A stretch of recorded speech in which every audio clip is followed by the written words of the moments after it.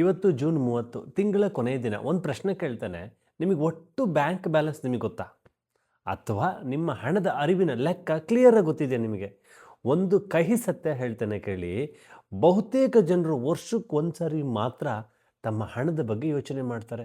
ಅದು ಆಡಿಟ್ಟಿಗೋಸ್ಕರ ಮಾತ್ರ ಬ್ಯಾಂಕ್ ಸ್ಟೇಟ್ಮೆಂಟ್ಗಳನ್ನು ಸಿಗೆ ಕಳಿಸ್ಕೊಡ್ತಾರೆ. ತೆರಿಗೆ ಎಷ್ಟು, ಆದಾಯ ಎಷ್ಟು ಅಷ್ಟೇ. ಆದರೆ ನಿಮ್ಮ ದುಡ್ಡು ನಿಮಗಾಗಿ ದುಡಿತಾ ಇದೆಯಾ? ಪ್ರತಿ ತಿಂಗಳು ನಿಮ್ಮ ಹಣ ಬರ್ತಾ ಇದೆ, ಎಲ್ಲಿಗೆ ಹೋಗ್ತಾ ಇದೆ? ಅನಗತ್ಯ ಖರ್ಚೆಷ್ಟು, ಉಳಿತಾಯ ಎಷ್ಟು, ಹೂಡಿಕೆ ಎಷ್ಟು? ಈ ಪ್ರಶ್ನೆಗಳಿಗೆ ಜನರ ಬಳಿ ಉತ್ತರ ಇದೆಯಾ? ಒಂದು ಅಧ್ಯಯನದ ಪ್ರಕಾರ ನಮ್ಮ ದೇಶದಲ್ಲಿ ಹಣಕಾಸಿನ ಸಾಕ್ಷರತೆ ಬಹಳ ಕಡಿಮೆ ಇದೆ. ಬಹುತೇಕ ಜನರು ತಮ್ಮ ಕ್ಯಾಶ್ ಫ್ಲೋನ ಟ್ರ್ಯಾಕ್ ಮಾಡೋದೇ ಇಲ್ಲ.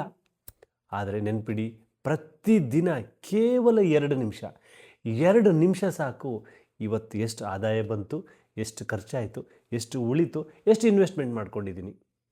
ಇದನ್ನು ಒಂದು ಪುಸ್ತಕದಲ್ಲಿ ಅಥವಾ ಒಂದು ಮೊಬೈಲ್ನಲ್ಲಿ ಟೈಪ್ ಮಾಡಿ ಇಟ್ಕೊಳ್ಳಿ. ತಿಂಗಳ ಕೊನೆಯಲ್ಲಿ ನಿಮ್ಮ ಹಣದ ನಿಜವಾದ ಕತೆ ನಿಮ್ಮ ಮುಂದಿರುತ್ತೆ. ಇಲ್ಲಿಂದಲೇ ಆರಂಭವಾಗುತ್ತೆ budget, savings, investment, financial freedom. ನಮ್ಮ ವೆಲ್ತ್ ವರ್ಕ್ಶಾಪ್ಗಳಲ್ಲಿ ಭಾಗವಹಿಸಿದ ಅನೇಕ ಕುಟುಂಬಗಳು ಈ ಒಂದು ಅಭ್ಯಾಸವನ್ನು ಡೈಲಿ ಲೆಕ್ಕ ಇಟ್ಕೊಳ್ಳೋದು. ಇದನ್ನು ಆರಂಭಿಸಿದ ನಂತರ ತಮ್ಮ ಹಣಕಾಸಿನ ಜೀವನದಲ್ಲಿ ಬಹುದೊಡ್ಡ ಬದಲಾವಣೆಯನ್ನು ಕಂಡುಕೊಂಡಿದ್ದಾರೆ. ನಾನು ಕೂಡ ಕಳೆದ 5 ವರ್ಷಗಳಿಂದ ಸೀರಿಯಸ್ ಆಗಿ ಈ ಅಭ್ಯಾಸವನ್ನು ಪಾಲಿಸ್ತಾ ಇದ್ದೀನಿ. ಪ್ರತಿದಿನ ರಾತ್ರಿ ಮಲಗುವ ಮುಂಚೆ ಈ ಒಂದು ಹಣಕಾಸಿನ ನಿರ್ಧಾರ ನನ್ನನ್ನು ಹೆಚ್ಚು ಸ್ಪಷ್ಟಗೊಳಿಸಿದೆ ಸ್ನೇಹಿತರೆ. ಲೆಕ್ಕವಿಲ್ಲದವನ ಹತ್ತಿರ ರೊಕ್ಕವಿಲ್ಲ, ಹಾಗೆಯೇ ರೊಕ್ಕವಿಲ್ಲದವನ ಹತ್ತಿರವೂ ಲೆಕ್ಕವಿಲ್ಲ. ಆದ್ದರಿಂದ ಇಂದಿನಿಂದಲೇ ನಿಮ್ಮ ಹಣದ ಹರಿವಿನ ಲೆಕ್ಕವನ್ನು ಬರೀಲಿಕ್ಕೆ ಆರಂಭ ಮಾಡಿ.